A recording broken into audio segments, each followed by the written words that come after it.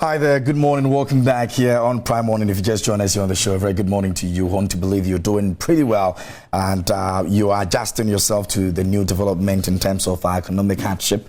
You're not doing bad at all. Even if you're doing bad, you're still trying as much as possible to adjust, and it gets better with time. Yeah, it definitely has to get better. But this morning, we're taking our attentions here on Beyond the Headlines, and we're looking at the dollar versus the cedi and the exchange rates in the system right now. If indeed that's a big cause for concern. I don't know how you've been managing yourself in terms of the economic hardship and how you also perceive the dollar and the cedi depreciation in terms of your pocket and how it gets even a bit later in the year. But there's so much that has happened in this year. A lot has happened in this year when it comes to the dollar and the cedi. They have been going on race, like it's been a very fierce race.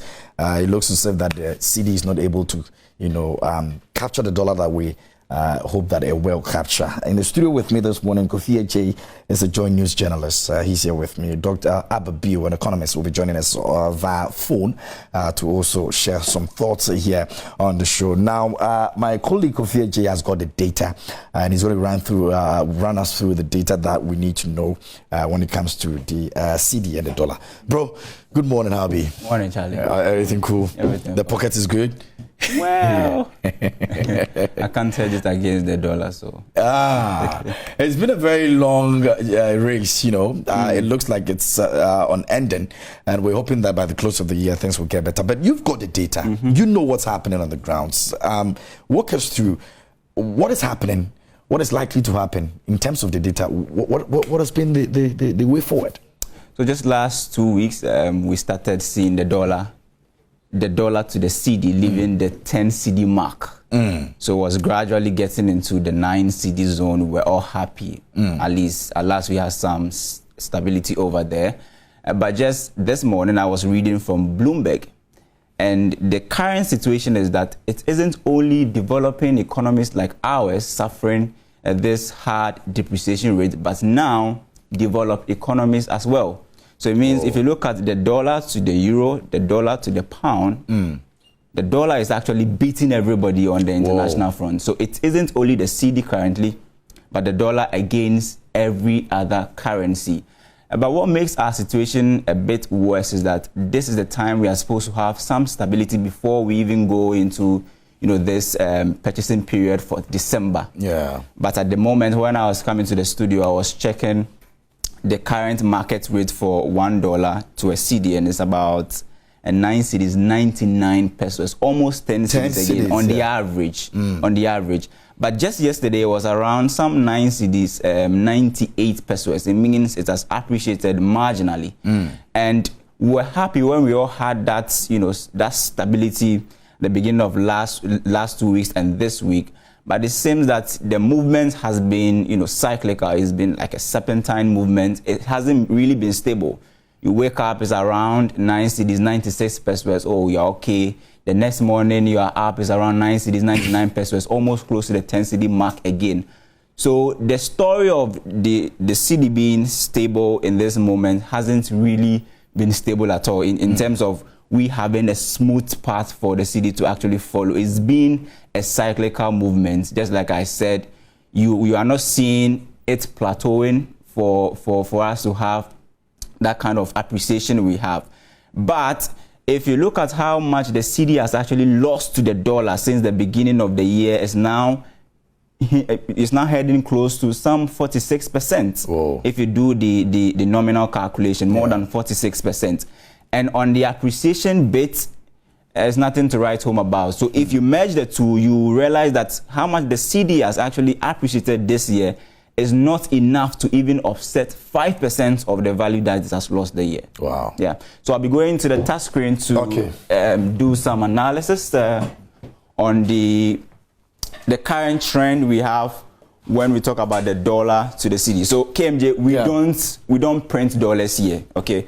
So as a country, we don't print dollars here. So it means that we are actually depending on the dollars that are available in the market. Okay. So we are talking about the demand and supply forces. Okay. So you don't print dollars. It means that what is available, you are going to compete with everyone else. So this is the trend that I was talking about. We are looking at from August 23 to August 30th. Just look at the trend.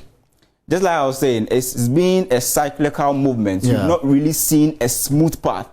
It hasn't really plateaued. So we've moved from 9 cedis 90 pesos to 9 cedis 91 pesos just from August 23 to August 24. Then we got to our best moment somewhere around August 28, when $1 was to 9 cedis 85 pesos. Some good news. And we're back to the 10 cedi zone somewhere August 29th. And then we dipped to 9 cedis 96 pesos. And as I was saying, before I came to the studio, I checked on the average, $1 is now about 9 cedis 99 pesos. Some marginal increase over there. So if you check the next slide, which is also talking about, just like I was saying, we don't print dollars. Yeah. So it means that as a country, every year we have to find ways and means to bring in dollars to our domestic front to help us, help boost our economy as well. So because of this depreciation rates, as a country, we need a lot of dollars at the moment. So we are expecting some $750 million from the Africa Export-Import Bank, Afri-Exim Bank, 750 million, and per our checks, the Ministry of Finance have confirmed that we have this amount of money in our system. So that's why the status is green. It means we have this money in the system, and that's the reason why we had that, short period of stability in terms of the Cedi, the exchange rate, because of this 750 million. It means that those who are demanding the dollars now could have some dollars to do the trade that they needed. But aside from this 750 million that we were expecting, we actually have it. We have the $750 million dollars in our coffers now, helping us to actually have this. And that's aside the IMF grants that we're looking for. IMF, we are not even, yeah, exactly. We are. So apart from that, this is something that is needed. We have 750 million in our coffers now. So I had an interview with the Deputy Finance Minister, and he confirmed that we have this.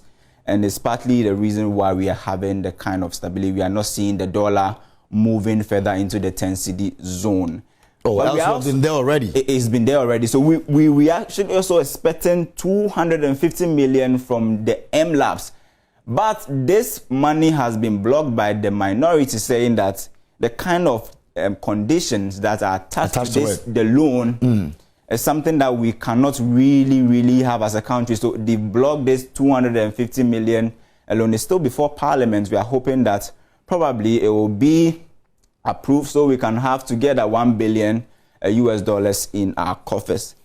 We are also expecting cocoa syndicated loan of 1.5 billion Ghana cedis. This is red, means it's not available. Also red, not available. And IMF. The almighty IMF. The almighty IMF. So we have our own projection between 1 to 3 billion US dollars. That's what we're expecting. We're hoping to get from the IMF. Exactly. We are hoping to get between 1 to 3 billion. And negotiations are being fast-tracked.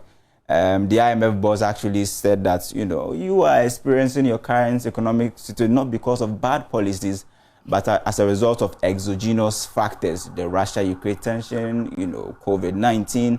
That is why that's the back end the IMF is exactly. That's why you are here. So it's not because of bad policies, and so they are willing to also give us the funding. But we're hoping that we get. It should be more than 3 billion, because even if you look at the Auditor General's report, 2021, the amount we had as foreign exchange to help us boost the Cedi was more than 7 billion US dollars. And the slide that we showed, the total was around 5.5 billion. It means that, yes, 5.5 billion. That's for the entire 2022. But we are almost done with the year. So it means if we get this money, it's going to help us with our 2023 budget, which will be read in November this year. Okay, so I'm going to let you continue from where you left off. Let me go on the phone line and speak to Dr. Ampipio. He's an economist, University of Education, Winneba. He joined us this morning. Doc, very good morning to you. How are you doing? Good morning, sir. How are you doing too? I'm very well, except that we are all still praying very hard that we're able to change the fortunes of this city that we have here in Ghana. But I'm grateful that you're able to join us this morning. Thank you for your time, too. All right, Doc. Hello, Doc. My greetings to your viewers and listeners. Sure, absolutely. Thank you. Now, what's your appreciation of the current trend right now when it comes to the dollar in the city? Thank you very much. And I think I've already greeted your listeners and viewers. But let me congratulate the gentleman who is doing the analysis. He's done some excellent work. And I'll only add a few to it. I'll give you a simple background to what is happening so we could all appreciate the issue. I think as the gentleman rightly explained, so far, the Ghanaian currency is still the worst performing currency in Africa. I think we are only second to Malawi, Egypt. I think if you look at as of September 2022, if you look at the total cumulative depreciation of the cedi against the US dollar, it's around 34.2%. Okay, and that is very phenomenal. Let me take you just back, just a flashback. Around the same time in 2021, do you know that the Ghanaian currency was ranked the strongest currency in West Africa? Around the same time. Bank of Ghana report shows that in 2021, around September, we had a cumulative year-to-date depreciation of the cedi of just 1.7%. And that was the least depreciation since 1992. At that time, we were third. Libya, the Libyan dinar was the first, ranking 1.41 to $1 US. The Tunisian dinar was the second, 2.87, and Ghana's cedi was third in the whole of Africa. We had 5 cedis, 49 pesos to the US dollar. And so if today we are ranked the worst, it tells you how far we have come. That things, we don't have things in good shape. And so that's just a background to the situation that we are analyzing. I think the gentleman who just did the analysis has done so much. If the theoretical base, first of all, let me just put it in context so that we all understand. Traditional economics tells us about the cedi depreciation is mainly driven by supply and demand. Okay, traditionally, that's what we know. And so if you want to understand what is going on, you need to understand the demand and then the supply dimensions of the whole matter. And so as I've been saying, the gentleman has done a good job telling us what is happening to demand and also what is happening to supply. All right, so Doc, in that case, I want to find out from you, the ordinary Ghanaian, what does this mean to the ordinary Ghanaian? How does this affect the ordinary Ghanaian? Good. The implications are enormous. If you look at what is happening now, in an attempt to control the depreciation, one of the policies that have been adopted by Bank of Ghana is a hike in the interest rate. So you could see that the monetary policy rate has really gone up. And that is because, as we speak, US has increased its interest rate. And so we have a flow, the demand for the dollar has increased.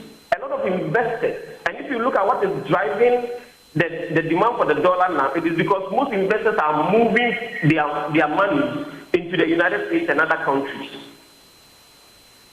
And so for us to remain competitive, what the central bank has done is to increase the interest rate so that we could still have some level of capital inflows. Because if you look at what happened in 2021, capital inflows alone accounted for about 75% of the payment in.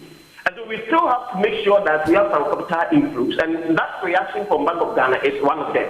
But there's a conundrum. At the same time, when we want to control the demand for the dollar due to offshore investments and those things, we also need to invest in the economy. So if you are increasing interest rate, don't forget that the cost of production will be increasing for most businesses. So the increase in cost of production means that investment will be curtailed. And that means that we may suffer some level of economic growth decline. We are not going to get the economic growth targets that we have set for ourselves. And of course, you realize that during the mid-year review, the economic growth targets were reviewed downwards. And so what does it mean? If the economy is not growing, and what it means is that jobs will not be coming. So for the ordinary Ghanaian, it means that if he manages to take a child through school, thinking that my child will get a job, as a result of the slow growth in the economy, we may not be able to churn up the number of jobs that we need. Okay? Now, government will also suffer because businesses are not financing enough capital as a result of high cost of production. What we know is that the tax payment, in terms of government revenue from domestic revenue will suffer, which means that government will be unable to attend to several expenditure needs of the country, including all those things we know.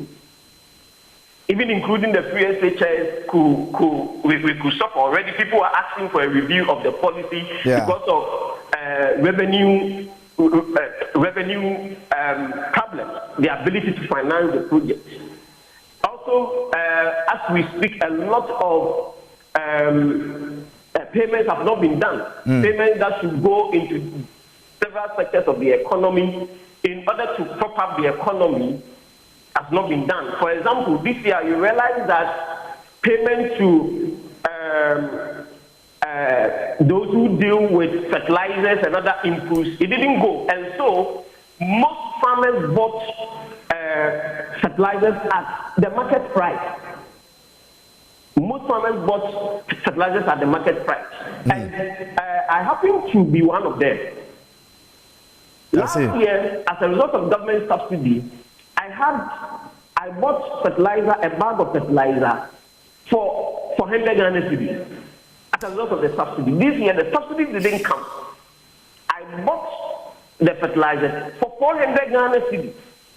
All right, Doc. How many farmers can buy a bag of fertilizer for 400 Ghana cedis? Doc, that is where my concern is. Now we've got 3 months to the end of the year.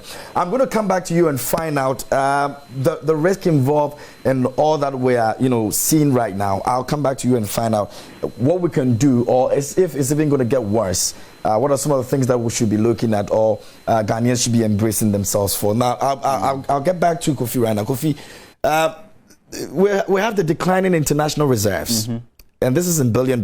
Yeah. What does this mean?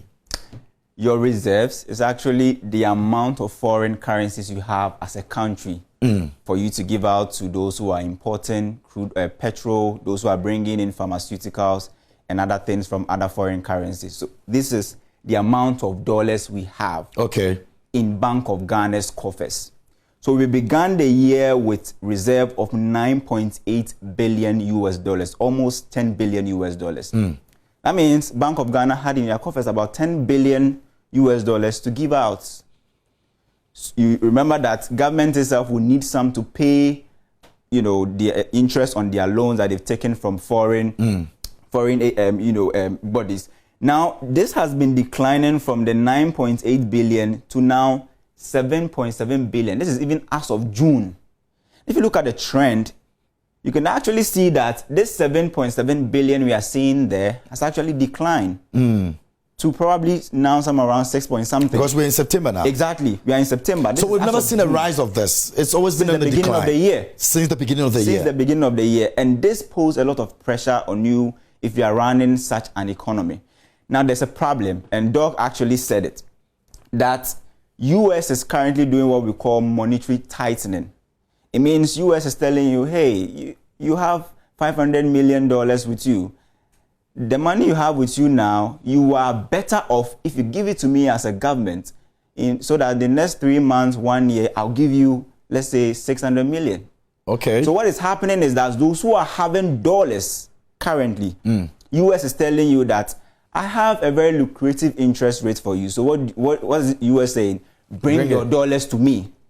And when US says bring your dollars to me, it means that the amount of dollars we have available for other foreign countries to actually tap in will actually diminish. Yeah. And you know that, all that back exactly. To US. And you know that when there's scarcity, prices also there's some increase in price.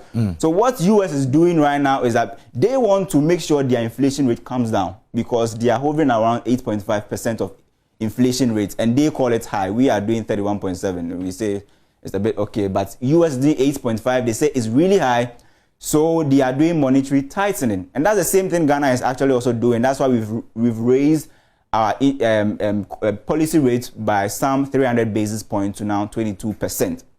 So what is happening on the international front is that US is actually absorbing its dollars back to its central bank, so that they will be able to handle their 8.5% inflation. And when they are doing that, it has a repercussion on developing economies like Ghana. Yeah. And this time around, it isn't only developing economies, but also developed economy as well. So I spoke about, the European Union, those who are having pounds and euros are also suffering. The dollar now is actually stronger than any other currency at the moment. This is because, the dollar is easily convertible. Everybody wants the dollar on the international front. Yeah. Everybody says that you can actually change your currency to the dollar. So that's what is happening.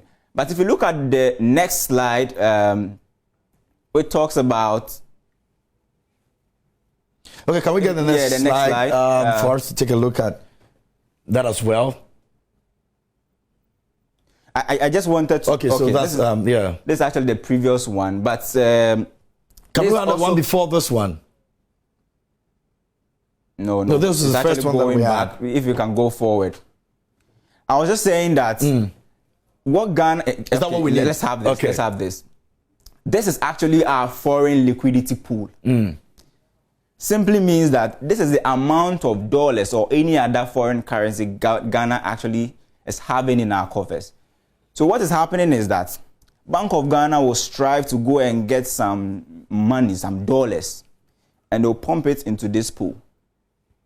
But Ghanaians have now seen that if I hold cedis, the rate of depreciation is so high that if I have 100 cedis today, its value will diminish in the next 2 months. So people are now hoarding dollars. People now want to have dollar accounts rather than CD accounts. Wow. Because there are some schools who charge in dollars. So if they really want to get the best, they would want to have a dollar account, so that when their world schools are demanding for the school fees in dollars, they will not be worse off when they pay in cedis. So what is happening is that when Bank of Ghana pumps this money into the liquidity pool we have, there is another end called the black market waiting with a bigger, pipe to actually absorb this liquidity that Bank of Ghana is pushing. So usually, if you look at the data, whenever Bank of Ghana injects some foreign liquidity into the system, it's able to stabilize the CD for about some 2 weeks, 3 weeks, or even up to a month. And then it goes on a decline again. Then the decline is on. And when the decline starts, it is sharper than it was before.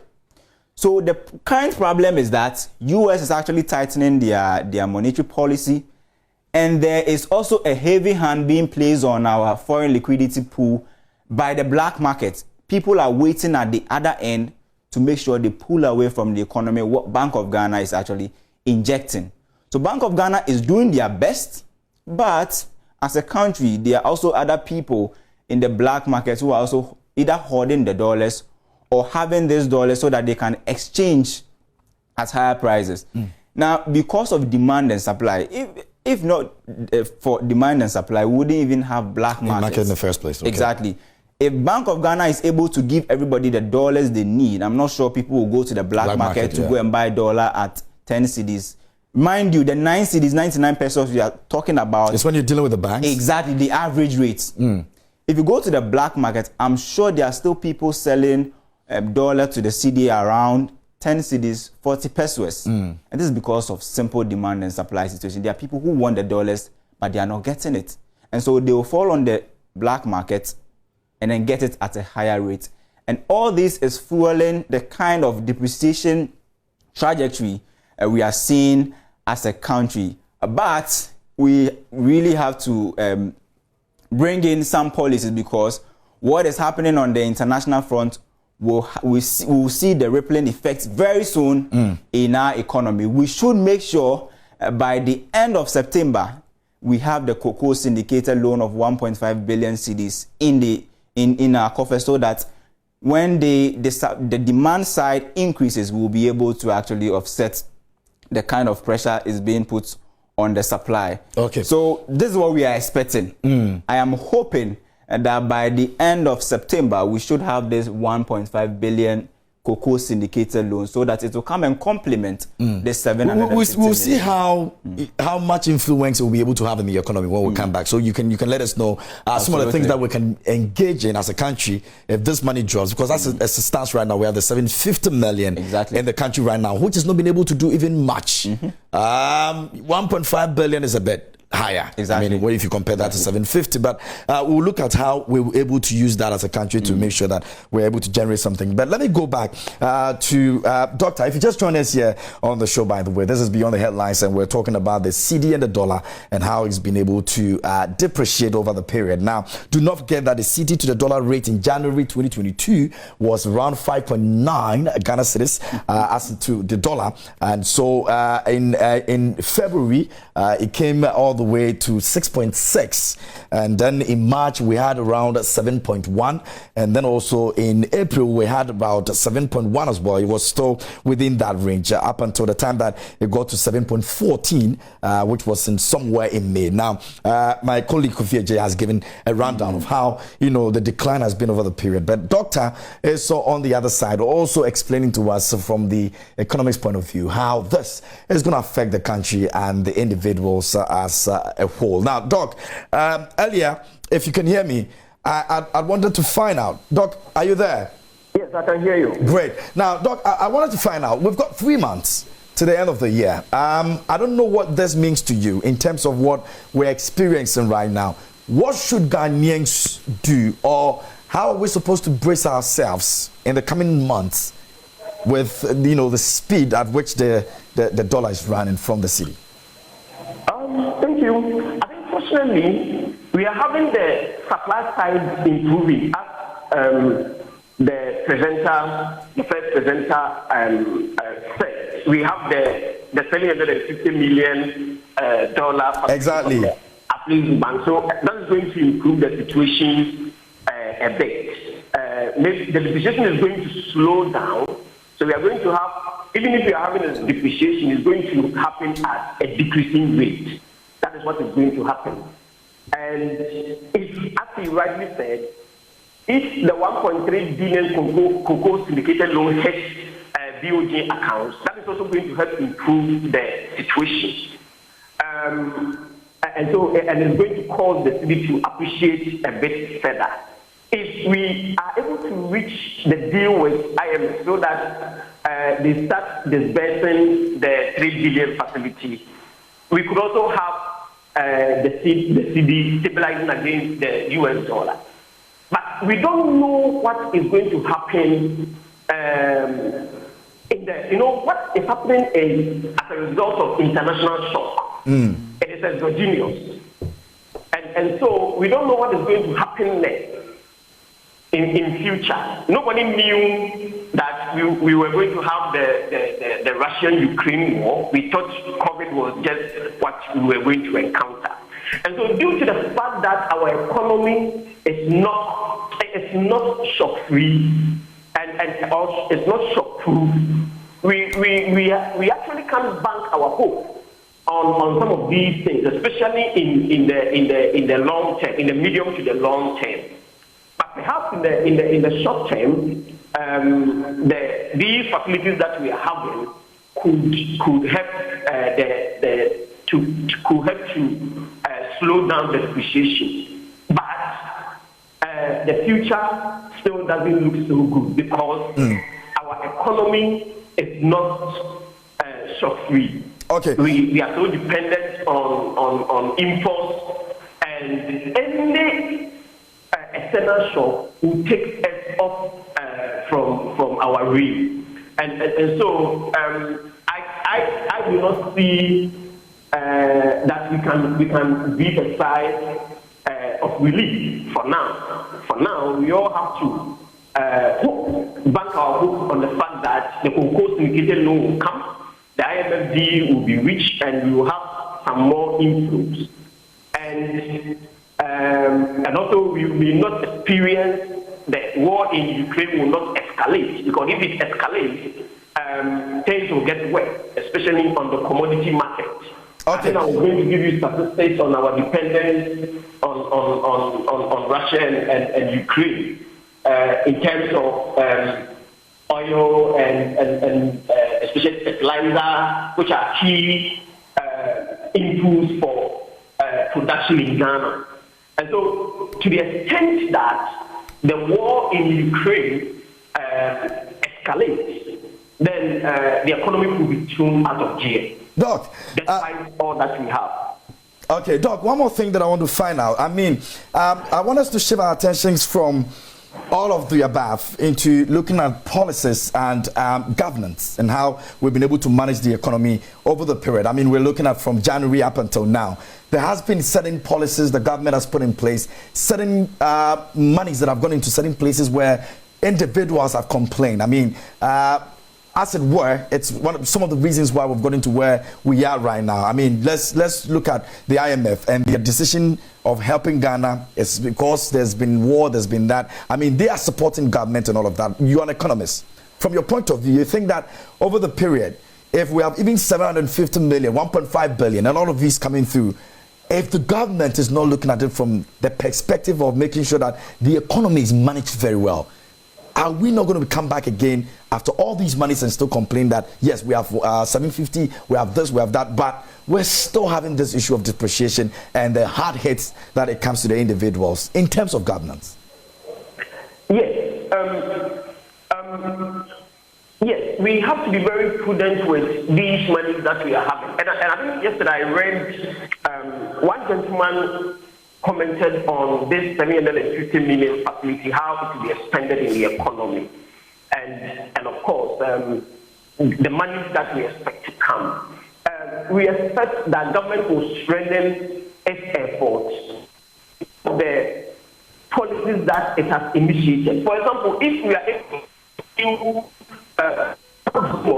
the one district factory agenda, if we're able to do it well, we channel some of these monies into these projects and look for good private-public partnerships as is being done. We could avoid some of these shocks because we could then go into import substitution, whereby most of the commodities that, of course, we know that the oil, the import bill on oil has increased, but we also know that we depend so much on many other goods. Are imported. Some of these goods could be produced in the country. And the one district, one factory agenda is a good one. It's a facility that will help us to produce many of these things. So I expect government to do strategic investment, channel some of these monies into these areas, partner with the private sector, and help in producing most of these goods that we import. In that case, we will position ourselves to reduce our dependence on imports, so that even if the external shocks come, they will not bite us as it has done to us now. So yes, I expect very strategic investment of these monies, and that will go a long way to help the economy absorb some of the shocks, reduce our imports, reduce the demand for the dollar. And of course, if we also do things well, we could also look at the supply side, where we could increase production. Production is very important, and also increase our inputs of the dollar. So a strategic investment of these monies into productive areas of the economy will help both the demand and the supply side, so that within the medium to the long term, we will not be talking about this issue again. Absolutely, because if we're even given $1 trillion and we're not able to put it in good use, like you said, strategic investment, I mean, obviously we're going to come back to square one again and have this conversation again. Doc, I'm grateful that you're able to join us this morning here on the show. We really appreciate you here, and I want to say a big thank you to you, sir. All right, so that was Dr. Abibio. He's the lecturer at University of Education, Winneba. He's an economist as well, joining us this morning and sharing his thought on the Cedi and dollar depreciation and how we can get better with it. In the studio with me, I still have my colleague, Kofi Ejay, spending some time with me, and he's walked us through a lot this morning in terms of what the data looks like and what we're supposed to be expecting in the coming months as well. He's still here with me, and he'll be wrapping up with me shortly. But there are a couple of your messages that have come up. This one says that Emmanuel Arthur says that I love the show, and Emmanuel Arthur comes back and again and says, number one morning show on TV. We appreciate you, my brother. Now, Opinion 80 Kaswa says, says ex-President Mahama always exposes his incompetence when he speaks. He's still holding on to his mediocre ideas, no thought through policies and social intervention programs for Ghanaians. Since he has been in the president before, I thought, okay, I think I got lost on that, but I'm going to get the message again. A few other coming through. He says that I thought he would have learned his lessons. Regards to Honorable Mavis Howard Kumsin, Opinion 80 Kaswa sent in that one. You can also send your messages to us here on the show and let us know what you think about the conversation on the Cedi and dollar and how we're likely going to be, surviving in the coming months. So we're going to open the phone lines for you to also join us and share your thought with us. Is this a problem for you? Is it a cause for concern? Are you worried about it when you hear people talk about, the Cedi and the dollar and how, they've both been going on a journey that seems to be very unending? Are you sometimes worried about it when you hear that conversation go on? What does that mean to you as an ordinary Ghanaian? Are you sometimes also not too worried about it because you know that interventions are coming in, so we'll be fine in a couple of months? Now, I'm interested in the interventions that are coming, and like I asked Doctor, how we are able to make sure that these interventions are turned into some positive for us as a country. I don't know. You think that it's about how we go about managing these monies that are coming through? Absolutely. There's a big problem. And that big problem is actually hurting our economy. That is the amount we are sending away from our economy in paying interest payments. So you get this $750 million hitting your account. Yeah. And then you have some loan sitting somewhere that you have to pay paid. Interest, not even the amortization, the interest on that loan. So if you look at the data for the entire 2022, government projected to spend some 37 billion Ghana cedis on interest payments on loans alone. That's a lot. This was revised upwards to some 40 billion Ghana cedis. Now, the first quarter of 2022, we projected to spend some amount of money on interest. We had to pay more. It means that when you get this foreign liquidity into your economy... Okay, give me a moment. You can call us 0302211693. Let us have your say here on the show. We're talking about the economy right now, the Cedi and the dollar, and you can let us know how that is affecting you. If you've been trading in net as well, you can let us know how that has been also affecting you as well. If you're have anything to share in terms of that, you can call us right now. Phone lines are activated, and share your thought with us here on the show. If this is a cause for concern for you, we'd like to hear from you. Go ahead, Kofi. Sure. So I was talking about the amounts we are paying on interest payment. So you have this monies coming in, but you end up spending a bigger portion of the pie on paying interest payment. So you are left with just a small portion for productive use. Yeah. And so we borrow a lot. There was one data that I was supposed to show our trips to the Eurobond market. Wow. So right from 2013, we needed on the average close to $1.2 billion every year to shore up our budget, to make sure that we do not default on our loans, to make sure that we have enough foreign currencies to pay our interest payments. Now, fast forward right from 2017, this demand for foreign currency increased from the Eurobond markets. We were borrowing somewhere close to $3 billion every year. $3 billion. And the last time we went to the Eurobond market to borrow was 2021. We borrowed more than $3 billion. And that in was 2013 we had 1 billion. Exactly. 2014 we had one as well. Exactly. And then one, and then in 2018 we had 2 billion. That's over there for you. So you can walk us through that. It was only 2016 that there was a dip. Okay. Where we borrowed just $750 million from the Eurobond market. But right from 2013, you can actually see the average figure, the 1 billion every year. That was how much we needed every year to show up our budget, to cushion us as a country. Then right from 2018, we saw the upward trajectory consistent from now 2 billion to 3 billion, 3 billion again in 2020, and 2021, the last time we showed our face in the Eurobond. Give me a moment. market. Let me talk to Abiba in Tamale and find out what she thinks about it. Abiba, good morning. How are you doing? I'm fine, thank you. Good. What's your concern, please? Hello? Yeah, I'm asking, what's your concern? Talk to us. Yes, I just want to comment on somebody who posted, wrote and posted. I'm trying to tell them that they should stop talking about John Dramani Mahama and then handle the issue as the way they're supposed to handle the issue. The country is really down. Nobody is smiling. So we have to do things right. How can we come together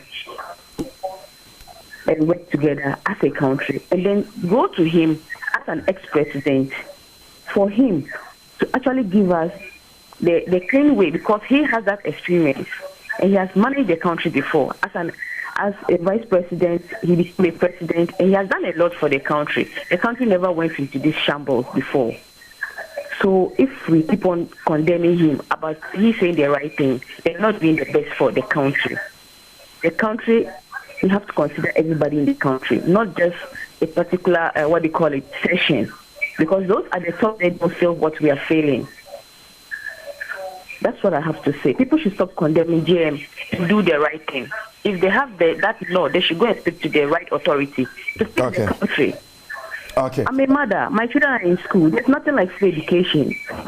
There's nothing like free education. Okay. We are not benefiting from free education.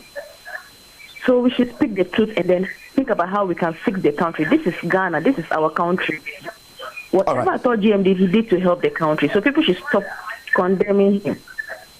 All right, so Abiba, thank you so much for joining us this morning. And I would entreat our callers. So when you call, we're talking about the Cedi and the dollar. So and the effects, in your pockets. So please, when you call us, let's address the issue and not be too partisan about who did this and who never did that and all of that. It's a current situation that we're looking at. If you have something to suggest how we can all, make it even better, you can suggest. I mean, the government is a listening government, by the way. So if you're able to, speak to the issue, I'm sure they'll be able to listen, and then we'll move forward from there. Kofi, yeah, I mean, that's expected, really. You have people just coming in to also have their own conversation around that, but that's expected. The point is, we've never gone a year. If you look at the data from 2013, we've never gone a year without borrowing. So we are always borrowing every single year. We're always borrowing, and we keep burdening our economy with interest payments. So we get new loans, but those new loans are supposed to be used to pay for old loans. So let's look at this scenario. Let's look at a worker who earns 500 cedis a month.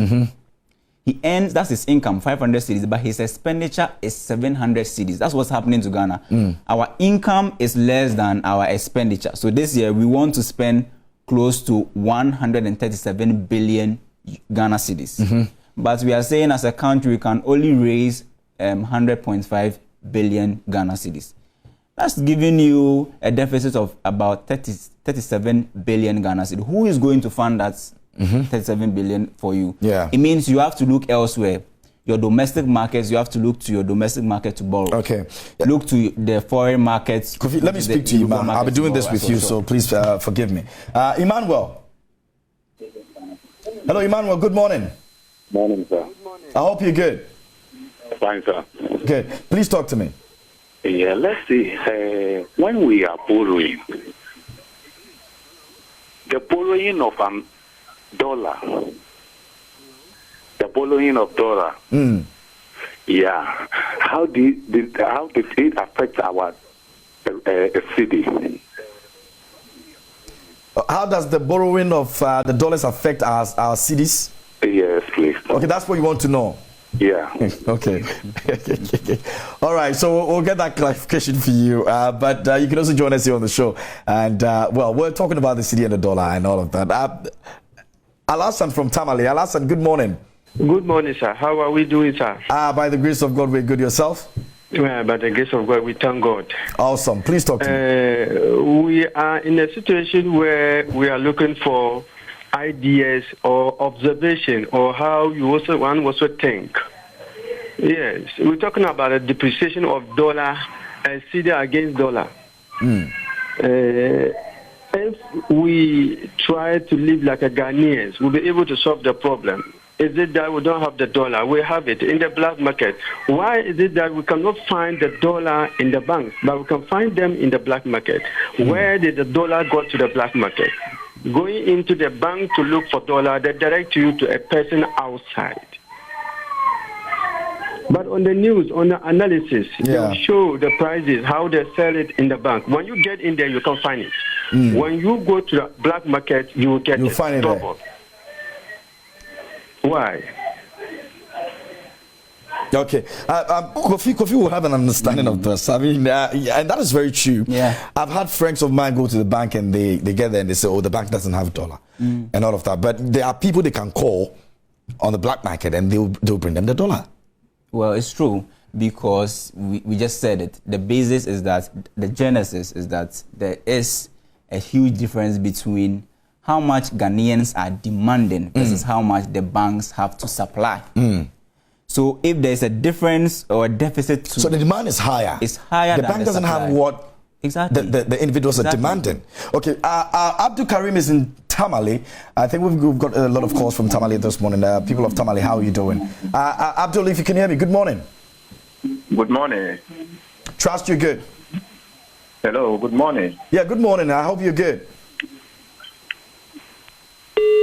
Oh, shoot. We lost him over there. I'm sorry about it. If you can get back to me, I would appreciate it. Yeah, I'm sorry. But there are people also who have their own markets in the black market.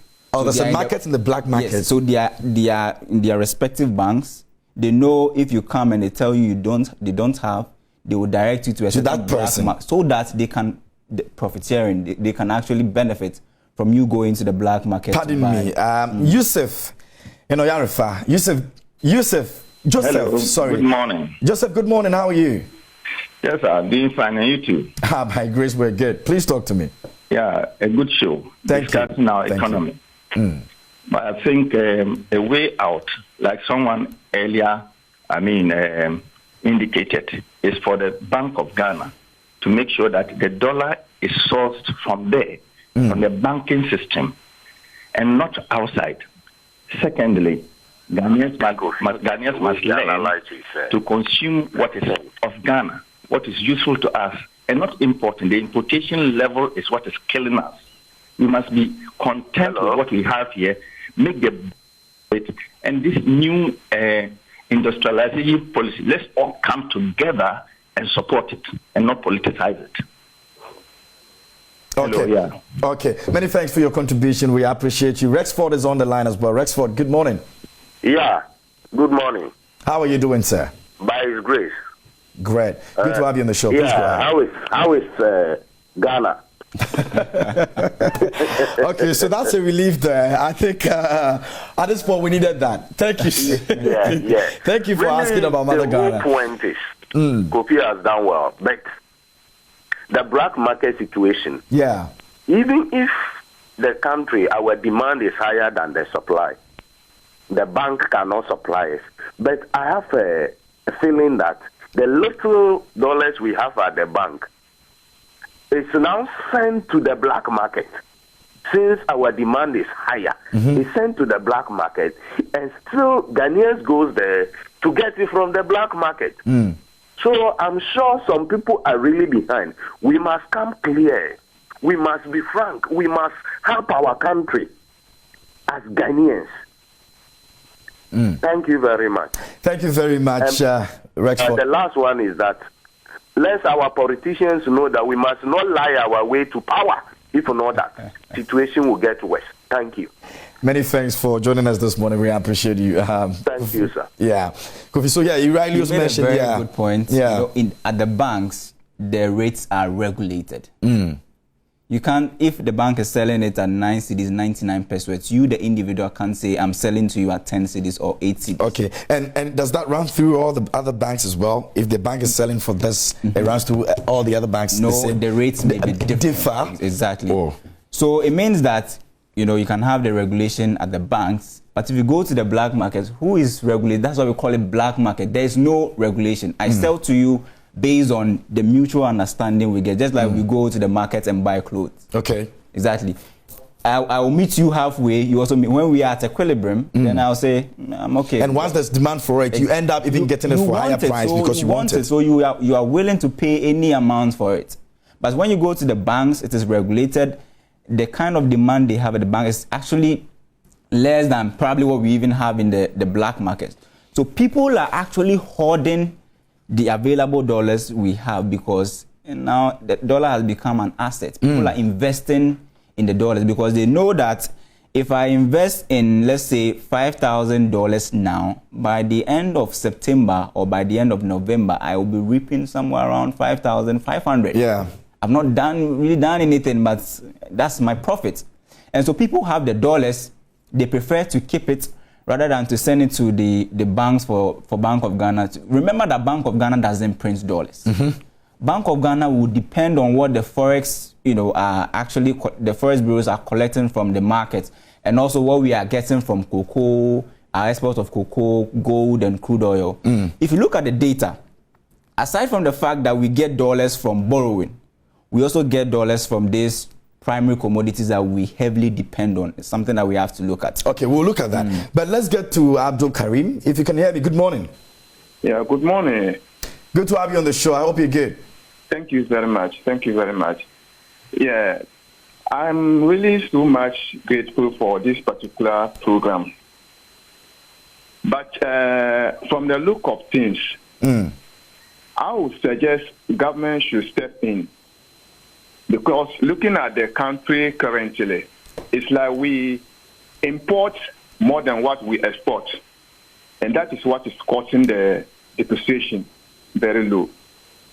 So that is what I have for this morning. Okay. All right. Many thanks for joining us. We appreciate your thought. Malam Isa is in Kumasi. Malam Isa, good morning. After Malam, I have a surprise. Good morning. How are you? I want that surprise. Please, I hope you're good, sir. Yeah. Okay, please talk to me. What I have for you this morning is just saying good morning for you all, and then Allah bless you all. Amen. Ami. We're also grateful that you're able to join us this morning to share that blessings with us. I hear one of my sisters was saying that we should go back and bring the former president to come and help us and so on and so forth. I'm not saying so this.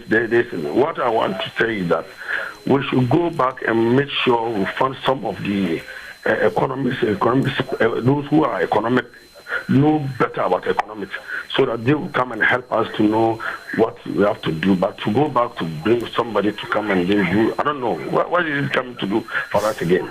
So that's my point. Good morning. All right, good morning, and thanks for joining us once again. Kofi, I'm eager. The perception is that currently we are importing more than we are exporting, but that's not the case. Really? We are actually exporting more than we are importing. What are we exporting? We are exporting a lot. Now, if you look at yam, traditional commodity, Ghana is actually the #1 earner from all exports. If you look at on the global scale, we are getting more from yam exportation more than any other country. I think the second is Jamaica, US, and other countries. Really? We are exporting currently more than we are importing. But the foreign exchange we are getting, we end up paying a lot on our loans. So all this thing has to do with the loans and the interest that we have to pay on these loans. It's one thing that's really hurting us as a country that our leaders would have to take a look at. Bank of Ghana would have to take a look at that. We have to regulate the amount we borrow every year. And if you look at the 250 million loan that has been blocked by the minority, if you look at some of the terms and then the amount of... It's crazy. Well, Nuruddin is in wow. Nuruddin, sometimes, good morning. Thanks for joining us, Nuruddin. Hello, are you there? Yeah, good morning. Thanks for joining us. I hope you're fine. Yeah, I'm doing fine. Okay. Talk to me. Yeah, I want to contribute my decision. Please go ahead. Depreciation. In fact, if you look at our leaders of Ghana, they are not helping Ghana. Everybody have his own interests. The Ghanaians, the big man, they used to buy dollar, and then because of that, the dollar has short at the bank. Everybody uses money to buy a dollar. That affects the dollar, the cedi depreciation. So they should look at it very well. They are not helping Ghana. That's my contribution. All right, we appreciate your contribution this morning here on the show. Thanks for joining us. We are expecting 1 to 3 billion from IMF. But when IMF comes in the picture, there's one exercise they will ask us to do. That is our debt sustainability. Okay. We have to go and engage with those that we are owing. Because if you look at all the 3 ratings agencies, Moody's, S&P, they've all downgraded us to super junk zone. It means the 1 billion, 3 billion, 2 billion we used to get every year from the Eurobond market, we no longer have it. We can go and have it, but it means we should be prepared to pay exorbitant interest rates. Which at the end is going to affect us. Yes, and we know we can't do that currently. So we are actually having some private arrangements, getting this 750, 250, and then cocoa syndicated loan. Mind you, cocoa syndicated loan, in fact, it's not supposed to even come and... It's supposed to help those who are the cocoa farmers. It's supposed to be used for cocoa-related things. But as a country, because of the situation we find ourselves in, it's sad that we actually depend on this to shore up our budget. You get it? Yeah. So the situation is that we are spending more on paying interest on our loans. And that's the first thing IMF will ask us to do if they are going to approve our enhanced domestic program. They will ask us to first restructure our debt. Because that will give you the fiscal space. It's like you owing somebody 400 cedis, you are supposed to pay someone 400 cedis every month, and you earn 500 cedis. It means every month you are sending the person 400 cedis. You are just left with 500 cedis. You don't have the fiscal space to do other things.